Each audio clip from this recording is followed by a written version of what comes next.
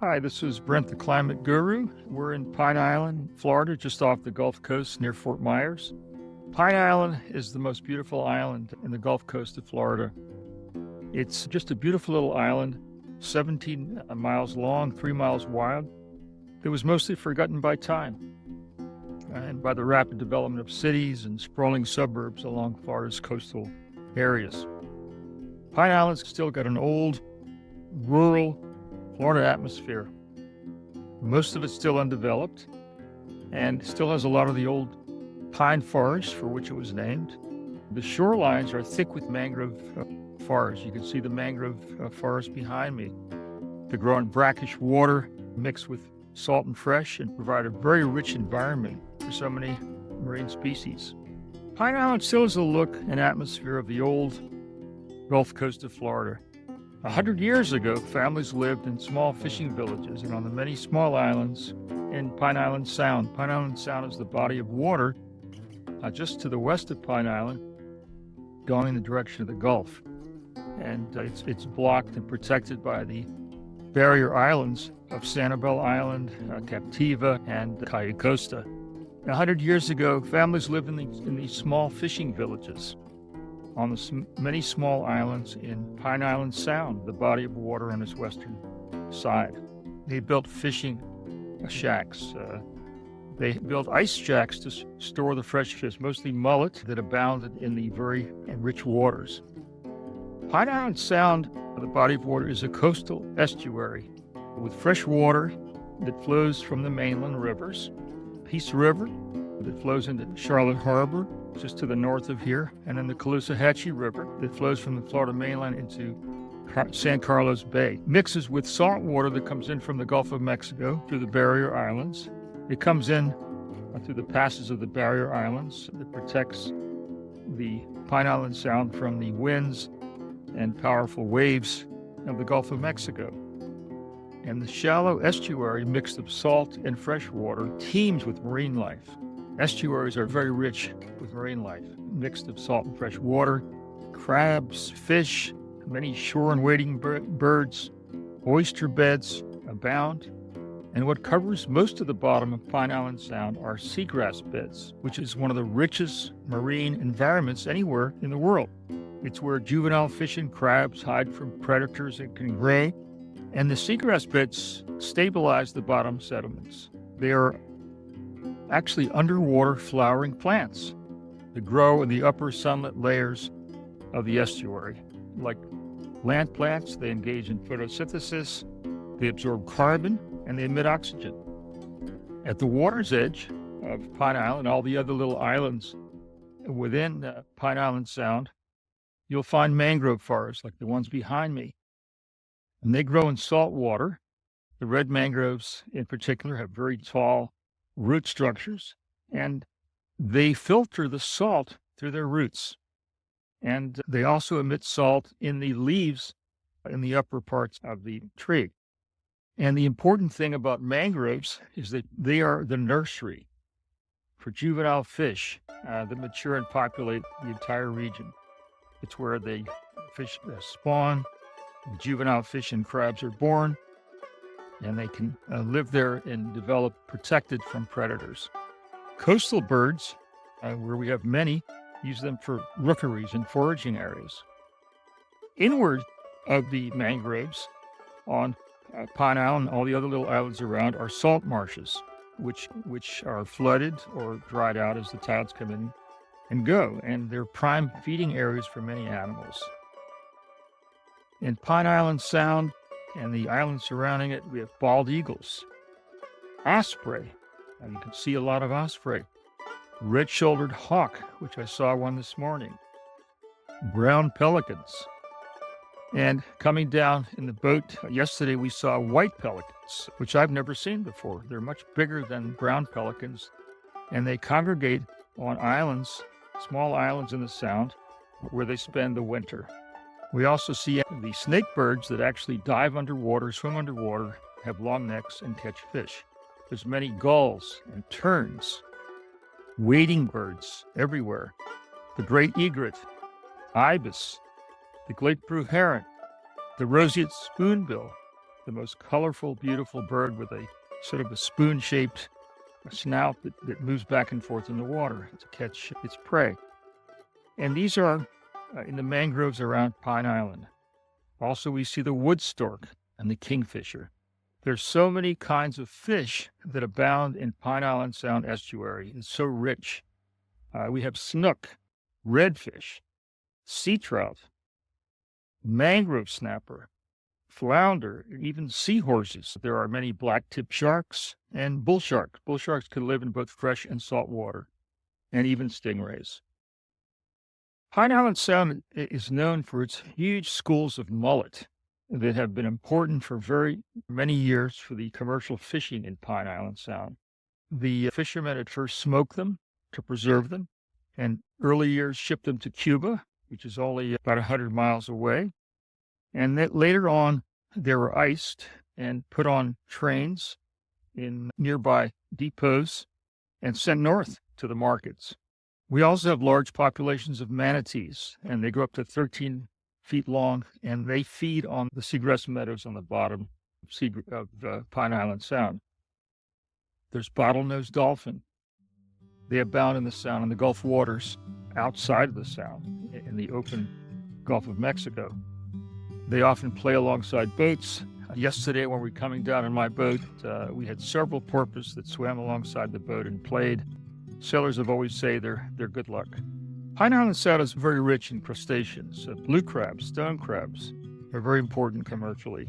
Conchs, oyster beds, mussels.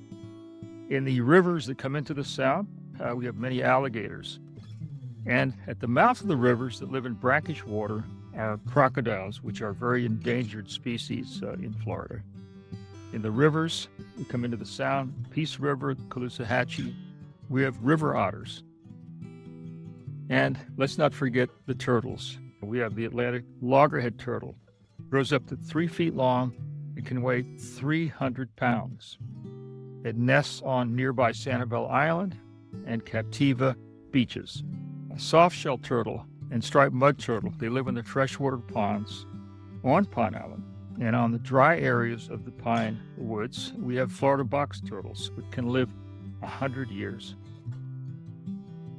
So we came down in my small boat from Sarasota, Florida, along the Intercoastal Waterway.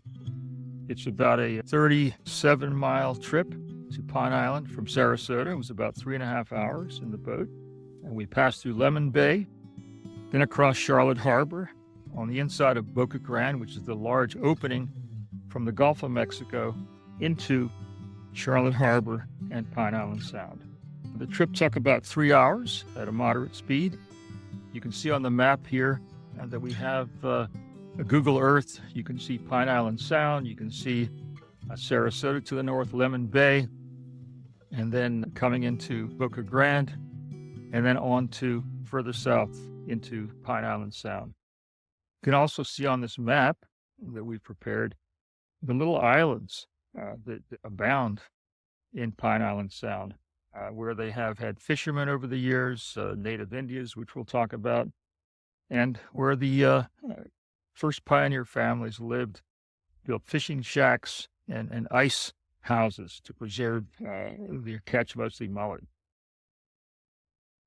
About 2,000 years ago, about 500 BCE, Calusa Indians lived on Pine Island and other nearby coastal areas, and the islands nearby, particularly the islands in Pine Island Sound and further south, including Marco Island and other villages within Charlotte Harbor. More than 50 villages was their domain. The Calusa were very advanced Indians when they lived mostly by gathering shellfish, fish on Pine Island and the surrounding small islands. Spaniard Juan Ponce de Leon came to this area of Florida in the year 1513. He was the governor of Puerto Rico, exploring this part of Florida. He is known to be the first European that landed in Florida, and he encountered the Calusa. They were very fierce, very advanced tribe, and he was unable to make much progress either conquering them or converting them to Catholicism, which priests attempted to do. The Calusa lived on the rich waters of Pine Island Sound and Charlotte Harbor and the surrounding islands. And that's really what's determined the history of Pine Island through the present and through the centuries, where it was really a center of fishing. It continues to be. The Spanish found that the Calusa to be a very advanced, complex society. They were divided into nobles, commoners, and supported by a very powerful military force. The Calusa dominated other tribes in Florida, up to Lake Okeechobee, out to Cape Canaveral on the east coast, including the Tequesta, which are the Indians in the Miami area at that time. They had longbows, and they had spears and addles, which are the sticks used to throw spears. Ponce de Leon was unsuccessful in conquering the Calusa. He returned again in 1521, another attempt to conquer the Calusa. He was unsuccessful, and he was shot with a poison arrow in the thigh. He returned immediately to Puerto Rico and died within a day or two. When the Spanish arrived, they saw very large, elaborate structures built on high shell mounds where the Calusa nobility lived, and they had very large ceremonial centers. The tall shell mounds and fish mounds were made of the bones and discarded shell of all the shellfish that they gathered and ate. Elaborate structures had graded ways, terraces, and ramps. They also found Calusa burial sites nearby that were discovered in subsequent years by archaeologists. The Calusa built a canal right across Pine Island, 2.5 miles long, about 15 feet wide, a few feet deep, and they used it to transport themselves in cypress canoes and other goods. Now, the Calusa were so powerful that the other tribes from Lake Okeechobee south had to pay tribute to them in skins, deer skins, and other similar items. The Calusa capital was Mound Key, just south of Pine Island Sound, which was excavated in later years. There was a very interesting incident in 1549. A group of young Spanish sailors were shipwrecked, including Hernando de Escalante de Fontaneda. He and his brother and the other members of the ship, who were probably shipwrecked in a hurricane, were captured by the Calusa. They were on their way from South America to Spain, to where they expected to study in Salamanca, Spain. He was only 13, so they were captured. And the Calusa killed everyone except Hernando. He survived somehow because he interpreted their gestures and what they said as to mean, we want to see you dance, we want to see you sing. He sang, he danced, and everybody else was killed. At the age of 13, when he was captured, he lived with the Calusa for 17 years until he was 30 years old. He traveled all over South Florida with the Calusa, learned their language, and learned the language of other nearby tribes. His experience, which he wrote in a memoir, which has been kept in the archives of the Indies in Spain, are extremely important insights for anthropologists into the way that the Calusa lived in the 1500s, because the Calusa had no written language. Part of his memoir, he said, quote, "These islands are inhabited by a tall race of men and women, graceful and well-featured. They're good-looking people. There are 2 Indian villages on these islands, one which is called the Village of Tears. The other, smaller in size, is the place where martyrdom has been suffered. These Indians possess neither gold nor silver, and still less clothing, for they go almost naked, or only a sort of apron. The dress of the men consists of braided palm leaves, and the women of moss, which grows in the trees and somewhat resembles wool. Their common food consists of fish, turtles, snails, tunny fish, and whales, which they catch in their seasons." He wrote a very long memoir. When he returned to Spain, he was rescued when he was 30 years old by Pedro Menendez de Avila, who was then the governor of Florida. The Spanish saw that the Calusa men painted their bodies every day, and they wore their hair in a knot atop their head.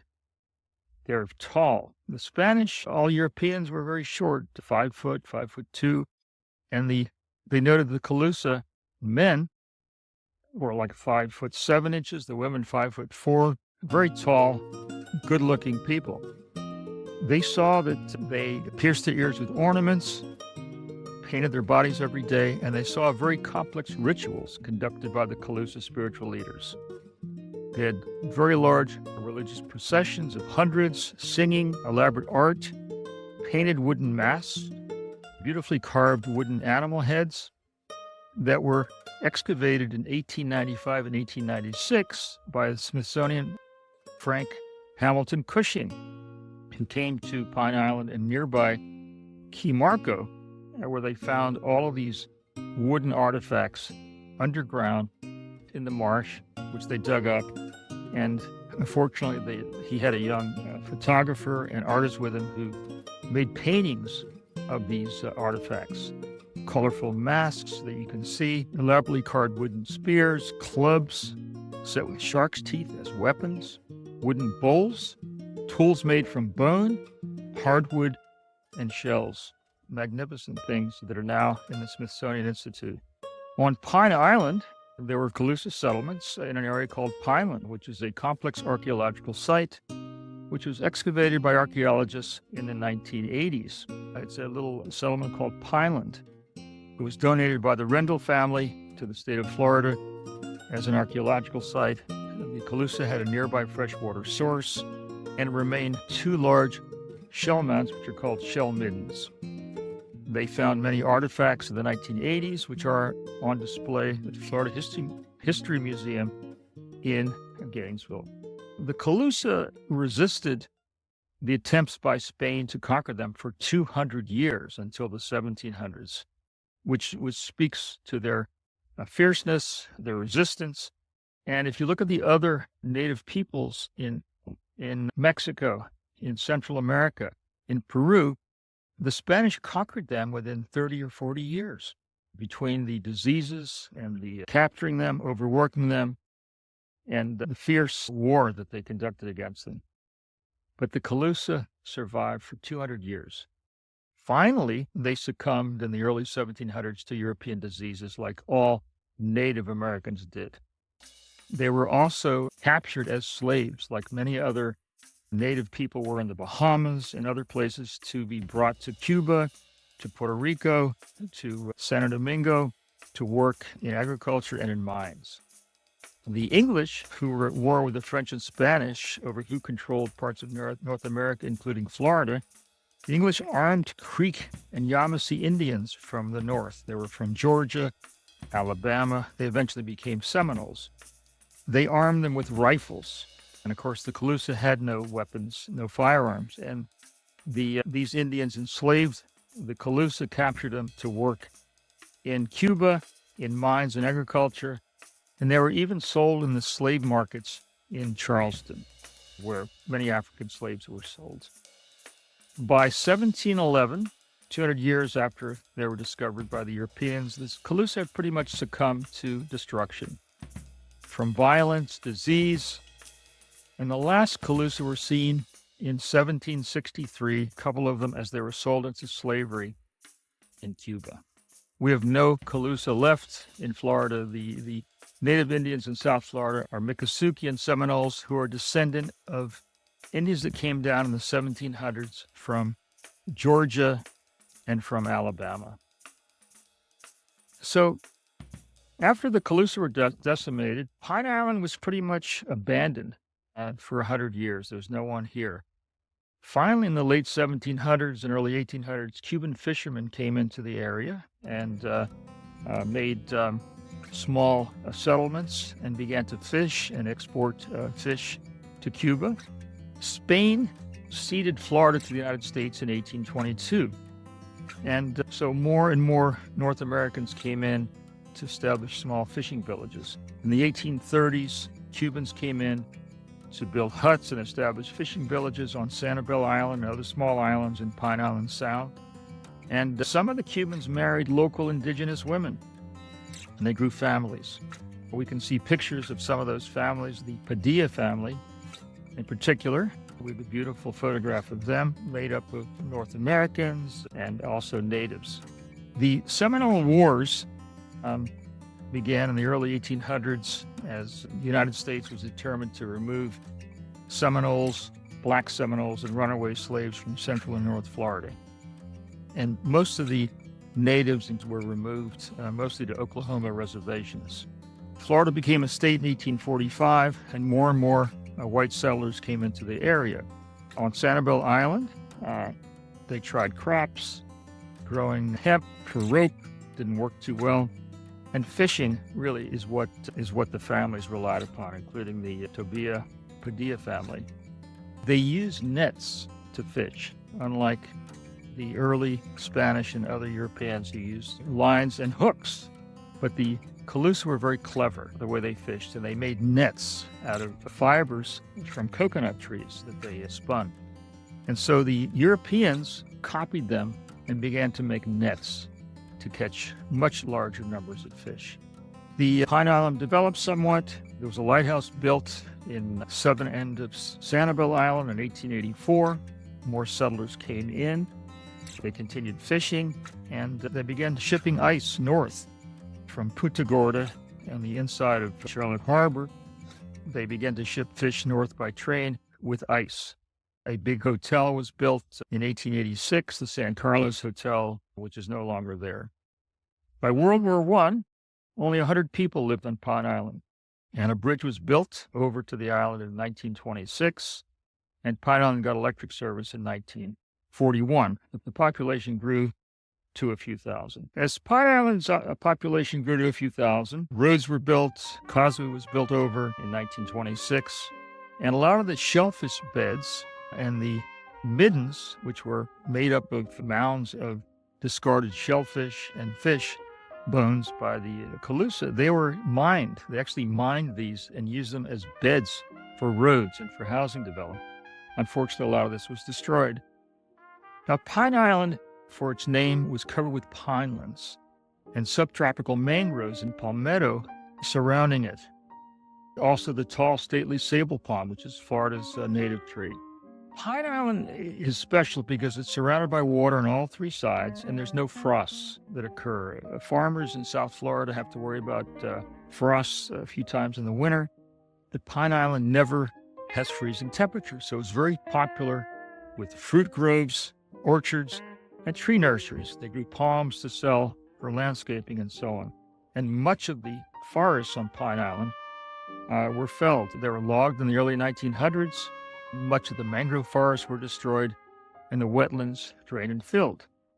Not all of it. As we'll see, there's been great efforts to preserve much of that.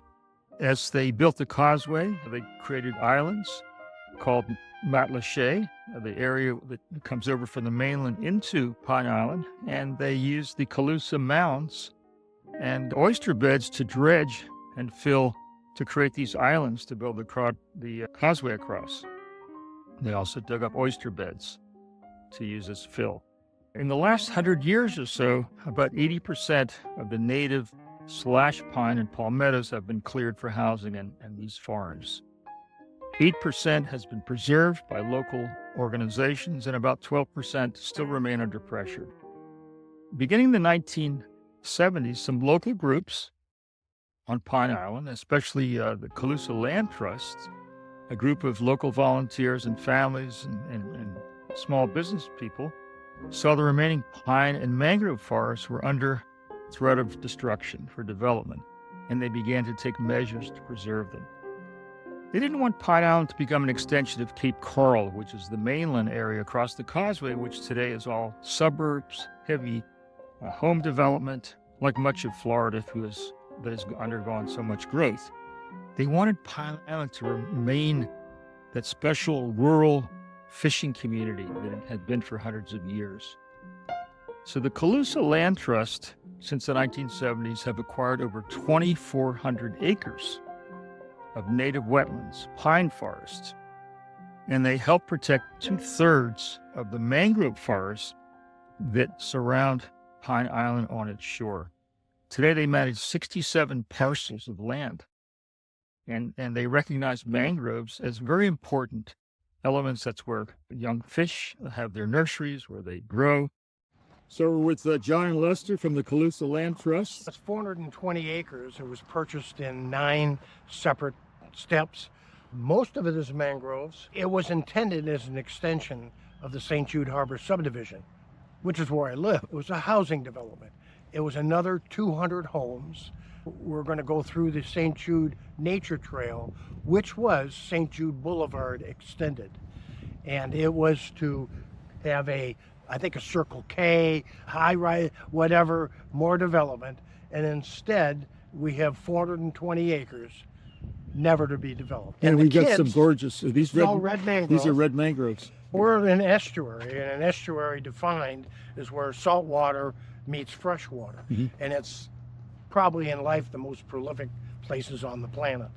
Where we're standing here, Brent, is the St. Jude Nature Trail, which is the intended St. Jude Boulevard. This would have been a suburban boulevard with Circle Ks and hundreds of homes. Where we came in, right about there would be in a Circle K or a 7-Eleven or something like that, with grocery stores and bars. Yes, we don't get any, nor will we take any public funds in the sense of governmental funds.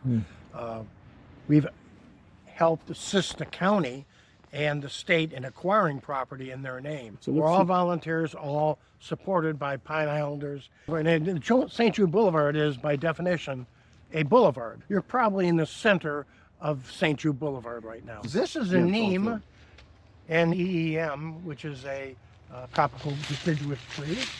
And this is a bad guy. This is Brazilian pepper. And much like Australian pine, earleaf acacia, carrotwood, you go right down the line. Initially brought in to beautify the area, it takes over native habitats, which means it destroys the entire system. When you take out the flora and the fauna, it takes out the birds, it takes out the animals, it takes out everything. Tell me what this is, Lester, that we're looking at now. Well, you can see the salt marsh right here, and the root system associated with the salt marsh here. See the roots going down into the water. Yeah. And so this would always be wet in here. Yeah, this area. This is always wet. Yeah. Yeah. And a lot of the rest of it is just a tidal area, so the water comes in and out, brackish, depending on the tides. Yeah, it's mostly salt water because there is not that much freshwater input right here. So most of the freshwater input would be like the Caloosahatchee coming in, the river coming in. So you have that influence in this area. But right here, it's probably the tidal probably dominates. We're going to take you, go this way, look out, cross St. James Creek. Do you see any man-made structures? No. Condos, high-rises. It doesn't look any different today than it did 2,000 years ago when the Calusa Indians were here. And we've created this as a preserve for that. On the other side of that is the U.S. Fish and Wildlife Nature Preserve. And then Cement City, Cape Coral begins. Actually, we own that on the other side as well. Part of the 425-acre acquisition for this includes what's across the creek. It does. And that goes all the way out to the main body of water near Mount Lachey. Mount Lachey Pass, yeah, Mount Lachey Pass. And if we're looking at what the mainland looks like in terms of development, let's have a look at what this area would be if you guys weren't active. That's Cape Coral, and that is all developed subdivisions. It's all, yeah, it's all cordoned off and built up on. Dolphin right there. Oh yeah, there you go. Sorry, we're up. No, that's okay. The dolphin takes precedence. They're wonderful animals. Very smart. Look, he's coming right towards us. He wants to come over and thank you for preserving the area. Yeah, watch him. Watch him.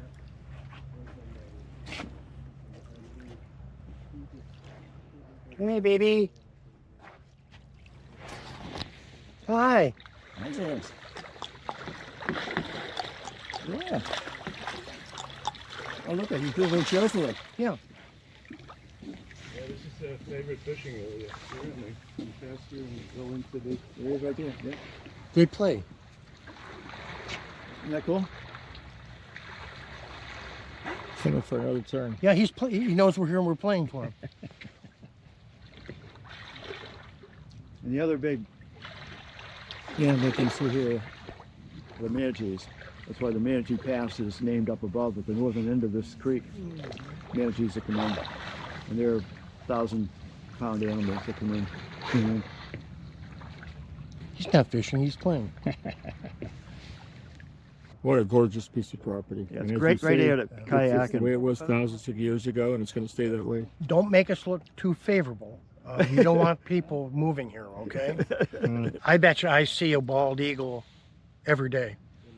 But I love the hawks, you saw the osprey. owls, You saw the osprey nest, and you'll see osprey. the eagle and the osprey competing for fish. Yes, and we had roseated spoonbill. We had 4 of them just in this area just a few days ago. Wood storks, I know they're endangered. They're all over this place. They have a unique nesting area where there has to be not too deep, not too shallow to get the food to feed to their babies. You can see the mangroves here and their roots going down. Mm-hmm. And this is a launch. These are all red mangroves, which is critical habitat for nursery for marine life, for Yep. crabs, fish. Yep, the reds are influenced by the salt water all the time. And also mangroves store vast amounts of carbon dioxide. They're called blue carbon. There's been other organizations that have helped, but the Calusa Land Trust, who we had the good fortune to meet, walk through some of their preserved areas. They preserved some of the most important are the Pine Island Flatwoods Preserve on Pine Island, 792 acres, saved from development. On the northwest of Pine Island is a 325-acre Big Jim Preserve with creeks and bays and tidals, flats home to egrets, ibis, heron, roseate spoonbill. York Island is on the southwest side of the southern point of Pine Island. It was saved from development in 1998. It was mostly black mangroves, which are a little inland from the red mangroves. They had rare gumbo limbo and a tropical hammock, home to many wading birds, a natural fishing industry. So they were able to preserve 200 acres on York Island. St. James Creek, 320 acres. Pine Island Preserve, Pine Island Eagle Preserve, 118. They've done much to preserve Pine Island. They've implemented the Pine Island Plan in conjunction with the counties to limit growth. And they had a lot of opposition from developers, but they made a lot of progress in doing that. Pine Island Sound, which of course is the estuary off of Pine Island, lost about 30% of the seagrass in the 1940s through the 1980s, but has recovered over the years from improved water quality. The seagrass meadows in Pine Island Sound, which are called the Pine Island Sound Aquatic Preserve, are 55,000 acres. And the Charlotte Harbor Aquatic Preserve to the north is 85,000 acres, and they are preserved, protected by the Florida Department of Environmental Protection.